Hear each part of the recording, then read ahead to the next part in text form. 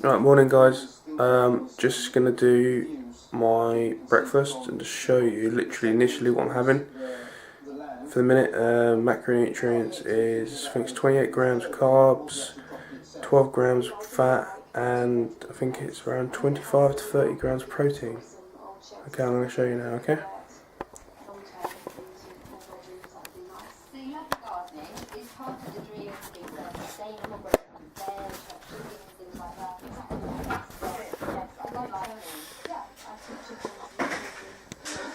Okay, so basically, what we have at the minute is real simple, guys. Okay, for antioxidants, caffeine in the morning to stimulate you and give you a bit of a buzz, and also start off your metabolism. What I used to do in the mornings when I used to go work really early mornings at 3 in the morning, it's like a cleaning job. So what I used to do is I used to go and have like a glass of ice cold water. And they used to be like thermogenic in my stomach, like I have to heat, my body would have to burn calories heating it up and etc. And I burn further calories. Now, the other way you could do that is start with a stimulant in the morning, get yourself some black coffee, real simple guys. It save you a ton, give you energy. It's also appetite suppressant as well, especially when you're dying. You haven't got the calories to fill your stomach. It's where you eat a lot of veggies because I think what can I put in my stomach's going to hold. And it's real simple again. It's just 2 cod liver oil tablets, obviously with vitamin D and A, and a multivitamin, which is premium protein. I'll explain more of that in one of my supplement videos. Over here, it doesn't look too appetising, but I've got my oats, eggs and 2 of the yolks all blended up in my blender and weighed out. Now I've got them on low heat with a couple of sprays of this dry light, just olive oil. Only thing you have to worry about with these is there is actually sometimes they put a lot of preservatives in this stuff because obviously it's not natural, so just be quite cautious how much you use, and obviously do count it as a macro. So I do count that as 3 grams of fat a day. I use it twice, sometimes one if I'm just doing this. And I don't also forget, which a lot of people forget, try and drink around. Don't be obsessive with water, depending on what climate you live in, but try and actually get about half a bowl of water per meal, or quarter bowl. So you feel like it, just try that and eat a bit of food and then just drink a bit of water. Don't drink your water excessively in one hit. I did that a lot of the time and I felt really ill. I got really bad, pains in my stomach, and it wasn't too good. The result, I'm not going to go into detail. It's too early in the morning.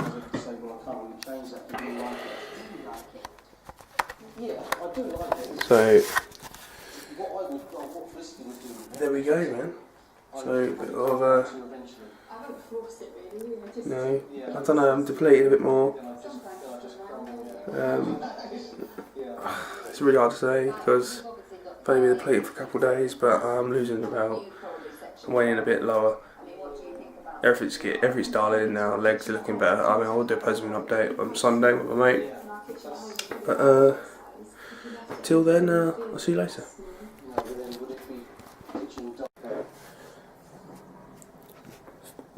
Alright guys, just got done finished breakfast, okay. I wanted to have just a little chat about the importance of eating in the morning, and not just that, but the chemical changes in your body and the reactions in the morning.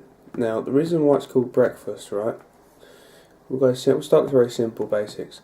The reason why it's called breakfast is because essentially you're breaking a fast, okay? You've been asleep for 8-9 hours, and now you need to reimburse yourself with carbohydrates, fats, and essentially protein. Now, for me, the biggest macronutrient in the morning would be I'd say around about your fats are going to be fairly important in the morning.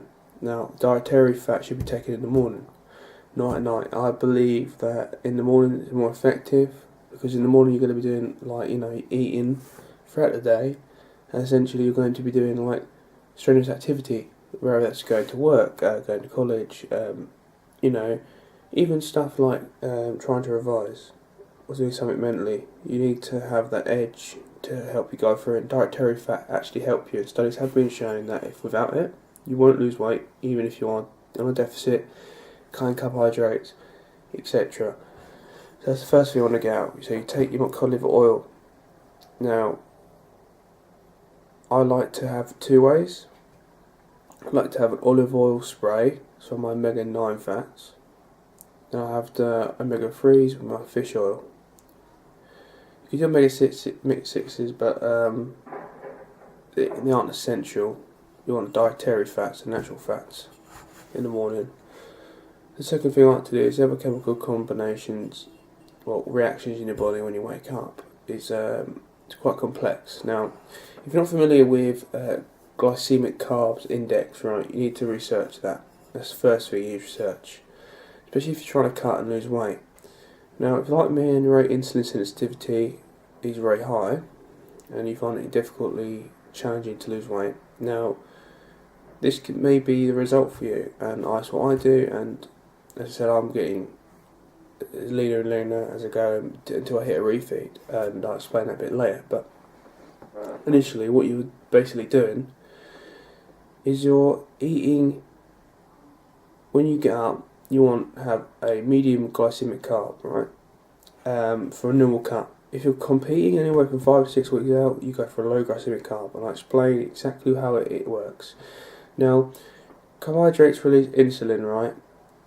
And a surge of insulin in reaction would in your body, as the pancreas releases insulin to put your blood sugar levels down. It will then, insulin is a hormone which will hold everything.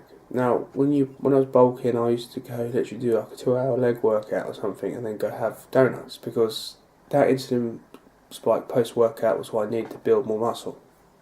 But now you don't want that, because insulin is a two-way street. Not only does it build more muscle, but get you equally 50%, it holds fat as well. So in regards to that, what you really want is you're going to want a breakfast with medium to low glycemic carbs, depending on how aggressive your cut is, I'd say. Not just in calories, but how aggressive your cut is. So I normally have, at the minute I'm about 10 weeks it might change, but I'm about 16 weeks out. So for me, it's oats, which is a medium glycemic carb. Not too much, because remember, you just go up in the morning, 8 hours sleep. Our blood sugar's been declining, going lower and lower. We don't want to spike it, so we just have enough. Get enough protein, enough fat to keep us full for the first meal. Second meal, yet again, oats again, so medium glycemic carb, okay? So that basically will keep us full through the gym. And have oats, 70 grams worth of whey, and I'll have some oats with water. That's the second meal. My third meal initially will be after training. Now at this point I'm quite hungry, I'm quite depleted, I'm in itself, I'm exhausted. So now we swap to the lower end of the medium glycemic carbs in the chain. So now we go, it's still a medium glycemic carb, however it becomes a lower tier from the oats. So now we go from our peppers, onions, we get mixed veg, and we have that with chicken, or whatever meat you prefer. The meat changes as well how aggressive your cut is, yet again, and different results you want. If you want to be more on aesthetic, then 5-6 weeks of your cut, you swap it to fish. If you live in America, tilapia, tuna, whatever meat you really want. As long as it's not oily, omega-3 fat in it, like fish. Even turkey mince, I know it tastes dry, but I kind of like it with a bit of pepper on it, black pepper, a bit of Tabasco. Can't fault that. But we'll get back to what I'm doing in a minute. 16 to 10 weeks, I'm basically going to be doing chicken. Probably around about, I'm doing 150 grams of that's uncooked weight. Yeah, it's uncooked weight. And I have that per meal. So I have 150 grams uncooked weight. It works out about 90 grams of chicken cooked weight, and then I have that with about half an onion, 40 grams of onion, 40 grams of pepper, and no, in a minute I'm in throwing in some spinach, just changing it up a bit. And I'll repeat that meal for meal 4. And then meal 5, I will generally be, I don't know, it'll be about 20-30 minutes before bed, and then I'll swap to low glycemic carbs. And what I'll have then is cottage cheese, and I'll generally have about half a tub, which is 300 grams a tub, and I'll have 150, works out 130 calories. It's really nothing, but on how I've worked it out, you say now you'll get up in the morning, okay? Now your insulin is going to be about, say it's a level or baseline, medium blood sugar, right? Your insulin is going to be about here, because you've been fasting for 8 hours. You have your oats, it surges up a little bit, but it just reaches, it doesn't spike, right? We don't want to spike. It goes across the board, it gets a little bit, you have your second meal about 4 or 5 hours later, it drops up, you go work out, right? And then your blood sugar will aggressively go up, right? I like to not to eat for about 2 hours before after training. The reason why is because it starts to deplete my body even further. So when your blood sugar is raised during training, because you do, people don't believe this, but it doesn't matter how, even though your testosterone and your HGH and everything else rises during workout, when you work out, actually what actually happens is, as you go, as your body starts looking for other energy sources, you're being nearly starving yourself, and its survival instinct is to cannibalise muscle tissue. Muscle tissue is still protein. Protein still gives off insulin by itself. So basically, that will raise, your blood sugar will raise during workout. Not spike, but it will raise. You might get giggy, but that's just a side effect of your body trying to take something that isn't there, and it's trying to take your body tissue that you've already worked. And after you've done your workout, I like to not eat for 2 hours. So my workout will just fluctuate just a bit lower, and then what I'll do is I'll swap to the veggies, and the veggies will just keep me nice and borderline, nice at low peak, and then I'll have at this level there, at the last eating most of my meals. I have me cottage cheese at night, half a tub, and it won't be too much, but just be low glycemic, and that'll keep me nice and full. And the trick is basically, obviously half a tub is not a lot, right? I'm quite a big person.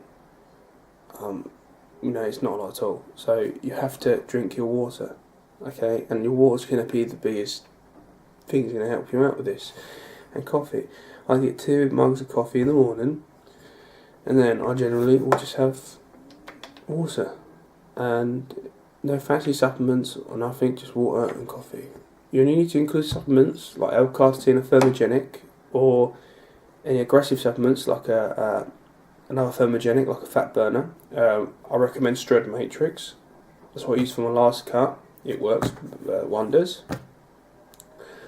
But yeah, in realistic terms, you don't need a whole lot. Your body doesn't need a whole lot when you're trying to diet down, because you want the fastest results, right, the minimum amount of time, and you want to look, and you don't want to do a cut, right, where you're doing it for 4 or 5 months and you've only just grabs. You want to do like 2 weeks. 2 weeks of intense dieting, then you have a relief, you have a break, you have a refeed. You refeed, then you have your cheat meal. And when I do a refeed, it's very simple. I stick to my diet the whole day. I won't increase carbohydrates until my post-workout. And post-workout, I generally have a cheat meal. Why? Because your body's like a sponge. I have a friend called Lloyd. He's at the gym. He works out with me, and now I learned a lot of the stuff when I was getting into the gym and working out of him. And what basically was is, he used to go in there and he used to just completely deplete himself, like starve himself, literally, for like 2 to 4 weeks. And I couldn't believe it, like how small he was getting. I was saying, you're doing this, you're going to kill yourself. And he was like, no, the secret is that I'm going to have some chocolate at the weekend. I was like, what's the big deal? You're depleting your calories, you're doing this, and you have to get abs, get lean, and then you have a chocolate. It defeats the object, doesn't it? And then he goes, no, Jake, right? What happens is when your body is in a fragile state, right, and your survival mechanisms kick in, and your body's fighting, right? What happens is the essentials of a refeed is very, very clear, very, very, very, very, very good when you're in this state. Now your body's at the minute is every day is going through an initial thing where it doesn't know it's going to get any of its replenishment for its glycogen storage, liver glycogen. It's is basically independent in itself because it's in a unstable state. And what essentially you're going to do is then have a cheat meal. And you might think that it's going to do a load bad for you, but honestly, it doesn't affect that much because your body's in such a deprived state, it just sucks it up. And when it sucks it up, you'll look in the morning, you'll get harder. And you don't even have to have a lot of food, a lot of calories, a lot of bad food. You can have like a tray of donuts, some biscuits, a kebab, or a burger, whatever you fancy, just in one meal. That's it. And then you've had your cheat meal, which is going to be a lot bigger than just having it once a week. And the second thing is, you'll actually aid your fat loss. People like to do like 1,000 grams of carbs, and stuff, ridiculous numbers like that. Actually, it does not work. It only works if two things are in check, right? Your body fat is below 8 to 9%, and you have to been depleted for a long time to get there. And the second thing is, it only works if you're when you started lifting, you're a very skinny individual, and your metabolism was naturally high. If you're like me, I can't remember it's pronounced now, but I think Imdamuth. I'm sorry if that's wrong. If you're like me and you find weight crucially hard, you do that like I did. I made a mistake last week and I depleted my carbs. I got really lean, a lot leaner than I am now. No water, really just plummeted, and a lot. I went down to like 209 from, I think it was like 215, 216, and lost a lot of weight in the last 2-3 weeks. And I literally, to try it out, I just did a refeed, and it was completely wrong for me. I did it, and I actually got such a negative effect. I built with water. I'm still holding quite a bit of water now. I lost everything, all definition, lost my abs, lost everything. And I tried to get it back, and obviously I've been depleted now for the last 5 days. But however, you're probably thinking, no, it's only 5 days. But what you want to do is get your body into a consecutive cycle, right? And it will keep up with it. So basically, you want to try and start a car, yeah? You don't want to have to keep pulling over to restart it, right? You want your body to go boom, and then you get faster. You get to where you want to go faster, yeah? That's just basically essential of it. So what you do is you basically just want enough in that cheat meal to mentally satisfy you, and physically it will satisfy your body. And your carbs, you'll be realistic with your carbs. Just raise it a certain amount, like a refeed, but have it in one meal. And one meal should be enough, right? One meal should be enough. And Skibby says, in obviously his channels and stuff, when you get up, one meal scheduled a week. Now, it works if you're, say, losing a lot of weight, but he recommends carb cycling. And basically, it is carb cycling what you're doing now. If you choose to do this, kind of carb cycling, it's very effective. It's like an athlete. I did this test, the other time last week. I had like bread and custard. I just anything in the kitchen. And before my cheat day, because I thought, what the hell, it's 12 o'clock. I was going to go pig out. It doesn't really matter. And little did I know, I actually woke up harder, leaner, more vascular, and I didn't actually wake up bloated. I actually woke up even leaner, and I thought, maybe if I eat more carbs, maybe it's gonna fill out a bit more. And I filled out very good. I filled out getting all my muscle back for the week and a half of doing it. But the ironic thing about it is I gained so much water. So I think if you want to keep that conditioning and keep rolling on every week, getting leaner and leaner, all you change is the frequency you have these meals. So basically, when you decrease the carbs up to the show and go from more start with paleo diet style, all you'll change is the frequency of these meals. Now, people are like, don't cheat. At the end of the day, right? Now, Arnold Schwarzenegger used to have a cherry pie a week before a competition because he was that ripped, right? And to be honest, a lot of you guys don't diet hard enough. You put sauces on your food. You put, I'm going to put some salt on my food. It tastes nice. I'm going to put some non-fat maple syrup on my pancakes. What's up with that? It's simple, isn't it? Right? If you're serious about this, you literally don't have nothing. You go up in the morning, you have your coffee, no sugar, no milk, nothing like that. You go do your egg whites and stuff and put nothing in it, because that's what you're doing. I don't even have peanut butter because it's processed. Have nuts, have a handful of almonds. Yeah? You've got to really think about things. You don't need a cheat meal for starters if you're not doing them things, because you're making food taste nice. Initially you're getting the nutrients from it, but you're making it taste nice. So what's the point of that? I'll be rambling on for too long. But this is my first nutrition video, and I'm going to college to do a diploma, or to get a degree, eventually go to university. Now I'm all of the science things, and I want to get a PhD in exercise and nutrition and active applied science. Hopefully I get it. I don't know. I mean, I've got to do some work today, but you never know. But yeah, just you've really got to think about, a plan of action. And I'll go over my diet a bit better, but that's what you got to do. Go to the library, get yourself a book, go on the internet, research. Books are the best. I always go for books, but have a look at low glycemic, high glycemic carbs. You'll be very surprised what you're doing wrong, and just little tweaks